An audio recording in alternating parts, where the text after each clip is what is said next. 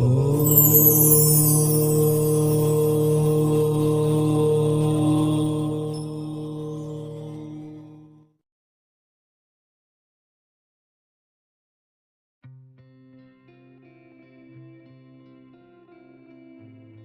दर्शकों, नमस्कार। मौर्य गुरु चैनल में आपका स्वागत है। हम बताएंगे आज आपको उपवास के बारे में। देखिए, उपवास का अर्थ क्या है। शारीरिक रूप से निराहार रहना उसको कहते हैं उपवास। अगर शारीरिक रूप से हम निराहार हैं तो उसी को कहते हैं उपवास। उपवास क्या है कि जैसे कम से कम हफ्ते में एक दिन रखिए। देखिए, उपवास रखने से होता क्या है कि हमारा जो पचनेंद्रिय है, जो मशीन हमारे शरीर के अंदर है, उसको रेस्ट मिलना बहुत जरूरी है। आराम करने के लिए हम जो है ये उपवास करते हैं, न कि कोई देवी देवता के लिए खाली नाम रहता है। जैसे कोई सोमवार का उपवास करता है तो बोलता शंकर भगवान का उपवास है, कोई मंगलवार का करेगा तो बहुत लोग बोलते हैं गणेश भगवान का है, हनुमान जी का मानते हैं। महाराष्ट्र में हनुमान जी को मानते हैं, गणेश भगवान को मानते हैं, और जगह हनुमान जी को मानते हैं। शनिवार को करेंगे तो यहाँ जो हनुमान जी को उपवास मानते हैं, और बहुत जगह शनि भगवान को मानते हैं। तो ऐसे अलग अलग सब प्रदेशों का और देशों का अलग अलग मान्यता है, इसलिए हर देवी देवता के नाम से उपवास करते हैं। लेकिन उपवास करने से देवी देवता तो ठीक है, प्रसन्न हो या नहीं हो, लेकिन हमारे शरीर को लाभ जरूर होता है। तो आप लोग कम से कम हफ्ते में एक दिन रखिए, एक उपवास जरूर, हो सके तो 2 करो। लेकिन अगर हफ्ते में एक भी नहीं होता है तो कम से कम 15 दिन में एक करो। अगर 15 दिन में भी नहीं होता है तो लोग 15 दिन में बिना खाए नहीं रह सकता, तो उसको महीने में एक दिन रखो। आराम जरूर दीजिए। अगर आप पेट को आराम देंगे तो उसको बहुत लाभ होगा। देखिए, जो साधक आहार के बारे में नियम पालन में दक्ष है, उनको उपवास करने की आवश्यकता नहीं, ये ध्यान रखिए आप। और आजकल हम क्या करते हैं, उपवास के दिन जो है, जब हमारा उपवास रहता है तो उस दिन हम खाने पीने के कुछ भिन्न योजना बनाते हैं और पर्यायी अन्न हम पेट में भर लेते हैं। हमारा उपवास है, लेकिन जो हम योजना बनाते हैं कि उपवास है, क्या खाना है, क्या ये करना, वो करना, कल उपवास है, ये चाहिए, वो चाहिए, और पर्यायी अन्न जो हम पेट में भर लेते हैं, क्या भरते हैं हम, जैसे साबूदाना, सेंगदाना, बरी, चावल आदि, ये जो है पित्त कारक, भारी पित्त कारक, वात कारक का सेवन करते हैं। एक तो उपवास रखना, और एक तो ये जो चीज बनी हुई है इसको पेट भर खाना है, और ऊपर से हम क्या करते हैं, फल का सेवन करते हैं। और जो रोज जो खाना खाते हैं उससे ज्यादा हम खा लेते हैं जिस दिन उपवास रहता है। तो पेट को जो आराम देने वाला उपवास है उसका हम मजाक उड़ाते हैं, ऐसा नहीं करना चाहिए। और अगर आपको उपवास रखना है तो उसको उपवास की तरह रखिए, और जरूरत से ज्यादा खा के पेट में भर लीजिए।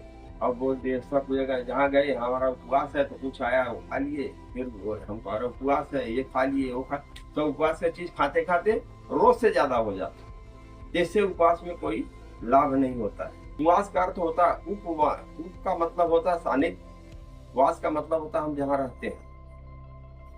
तो परमेश्वर के सानिध्य में रहना, उपवास के दिन परमेश्वर के सानिध्य में रहना, इससे देखिए शक्ति, ज्ञान, आनंद, मन शक्ति की प्राप्ति होती।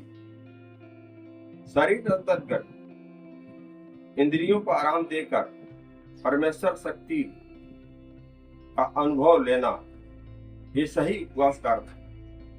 अगर उपवास करना है तो हमको ऐसे रहना पड़ेगा। और बहुत लोग हैं निराहार रह नहीं सकते हैं, उनको रहने में थोड़ा असंभव है कि वो निराहार नहीं रह सकते हैं, तो उनको क्या करना है कि गाय का दूध का सेवन करें, 1 गिलास का दूध पिए, मीठे फल का सेवन करें, और बातें कम करें। चिंता, ध्यान, मनन, चिंतन, मनन, जप, ध्यान, परमेश्वरी शक्ति का अनुभव कराने वाले क्रियाओं में समय व्यतीत करें। और शरीर शुद्धि, पचनेंद्रियों को आराम देने से मल का निष्कासन होता है।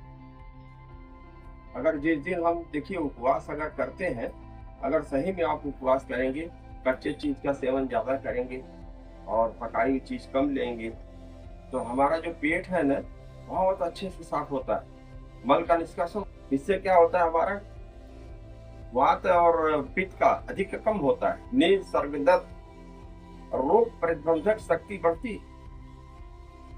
जो हमारे अंदर जो रोग को प्रतिबंध करने वाली जो शक्ति है वो बढ़ती है, तो उसमें बहुत तेजी से जो है इजाफा होता है, उसमें बहुत तेजी से उसमें तो हमारी जो रोग प्रतिरोधक शक्ति बढ़ेगी तो रोग तो हमको कम होने वाला है, रोग आने वाला नहीं है। सातत्यपूर्ण अगर इसको करना आवश्यक है, प्रयत्न करना आवश्यक है, प्रयत्न करिए, एक बार दो बार उपवास रख के देखिए, थोड़ा इससे फायदे होते हैं या नहीं होते तो आपको हाँ लाभ मालूम पड़ेगा।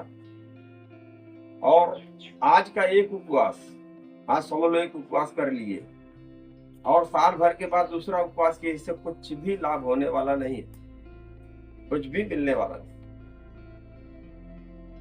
ये ध्यान रखिए आप लोग। और जो साधक आहार के विषय में, आहार के नियम पालन करते हैं, उनको उपवास रखने की आवश्यकता नहीं है, क्योंकि वो हमेशा उपवासी होता है। योग करने वाले जो है वो समझ लीजिए आहार पे इतना कंट्रोल रखते हैं, इतना नियम पालन करते हैं, वो उपवास नहीं करेंगे तो चलता है उनको, ऐसी बात नहीं है। अगर करते हैं तो अच्छी बात है। अगर आपको इसका नियम मालूम नहीं है आहार के बारे में, पिछली बार मैंने वीडियो बताया है आहार के बारे में, वो आप देखिए, उसको पूरा देखिए, समझिए, आपको सब मालूम पड़ जाएगा। तो इसलिए मैं बोल रहा हूँ कि आप लोग जो है योग करिए और आहार के बारे में बताया वो देख लीजिए, उपवास के बारे में बताया ये देख लीजिए आप लोग, और इसको करेंगे तो आपको काफी फायदा होगा। और मैं उम्मीद करता हूँ कि आप लोग इसको देखते होंगे और समझते होंगे और कोई करता भी होगा। धन्यवाद।